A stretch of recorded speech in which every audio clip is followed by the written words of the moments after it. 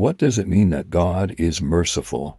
God being merciful basically means that when we deserve punishment, He doesn't punish us and in fact blesses us instead. Mercy is the withholding of a just condemnation. Throughout the Bible, God gives many illustrations of His mercy. God fully demonstrates His mercy in Jesus Christ. God was merciful to wayward Solomon in 1 Kings chapter 11 verse 13.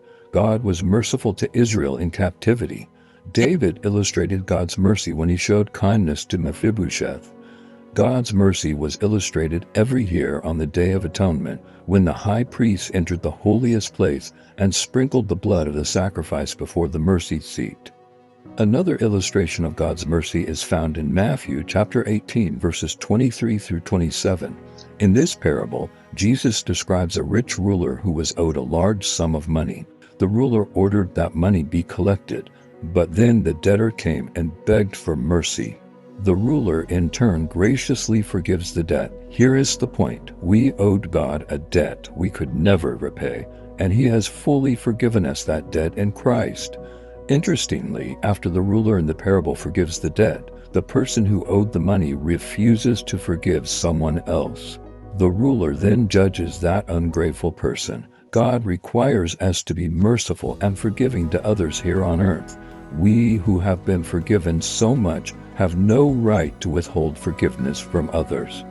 Mercy is coupled with other attributes of God in Psalm 86 verse 15. You, O Lord, are a God merciful and gracious, slow to anger and abounding in steadfast love and faithfulness. God's mercy is rooted in His love for us. He is merciful in large part because He is love. As sinners, we deserve punishment. God's righteousness requires punishment for sin. He wouldn't be holy otherwise. Since God does love us and is merciful, He sent His Son.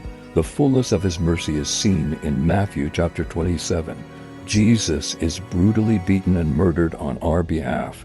Jesus received our just condemnation, and we received God's mercy. Because of His love for us, God wants us to be with Him. His mercy is required for that to take place. There is an inseparable connection between God's love and mercy. Jesus laid down His life and became the sacrificial lamb so that God's mercy could be extended to us. Instead of punishing us for our sin, God allowed His Son to take the condemnation in our place. This is the ultimate act of God's mercy. To our eternal benefit, mercy triumphs over judgment.